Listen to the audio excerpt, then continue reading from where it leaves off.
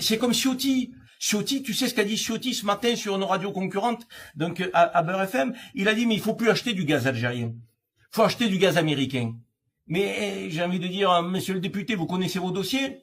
Il est 3 fois plus cher le gaz de schiste américain que le gaz algérien. Donc ça veut dire que les finances de la France vont tellement bien donc qu'il est prêt à payer son gaz 3 fois plus cher parce que c'est pas des Algériens qui le vendent. Si ça c'est pas d'être algérophobe, c'est quoi être algérophobe?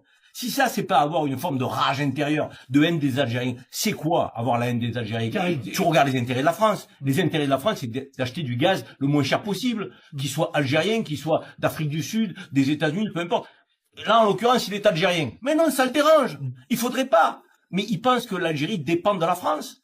L'Algérie est un pays qui n'a pas de dette avec les organismes internationaux. Donc, il n'y a pas de dette extérieure de l'Algérie. La France a 3000 milliards de dettes. 3000 milliards de dettes.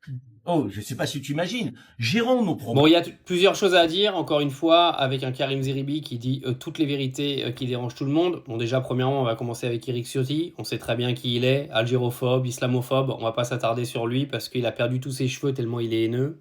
À l'avantage d'Éric Ciotti, c'est que pour briller, il a juste à mettre de la crème et de l'huile sur son crâne, quoi. Mais malheureusement pour lui, il brille que de l'extérieur. Concernant le gaz, c'était un très bon sujet. Parce qu'on a appris donc qu'il allait encore y avoir une augmentation de 2,2% du prix du gaz en France au mois d'avril et que ça va amener à une facture qui a pris 99% de plus entre 2021 et 2025. C'est-à-dire que si tu avais une facture de gaz en 2021, elle était dans les alentours de 750 €, et ben dis-toi qu'en 2025, ta facture de gaz va te coûter 1480 €, donc quasiment le double. Et oui. Donc, quand on vient m'expliquer, et quand j'entends Karim Zeribi qui dit très très bien qu'aujourd'hui il faudrait se séparer du gaz algérien qui est un gaz qui est vendu à très bas prix, mais elle va ressembler à quoi ta facture après? Oui, parce qu'il y a déjà eu plus 99% qui sont venus nous expliquer, qui sont venus par rapport à la fameuse guerre entre la Russie et l'Ukraine. Alors c'est bizarre parce que moi on m'avait expliqué que les sanctions elles étaient envers la Russie et que c'était la Russie qui souffrait. On voit aujourd'hui que de l'aveu de notre propre gouvernement, c'est pas la Russie qui en souffre, c'est nous. C'est nous qui avons 3000 milliards de dettes, c'est nous qui avons aujourd'hui des gens qui payent 1500 balles de facture de gaz par an, bien sûr. Je sais plus si j'ai dit par mois avant, bref, j'ai pas envie de revenir, vous aurez compris.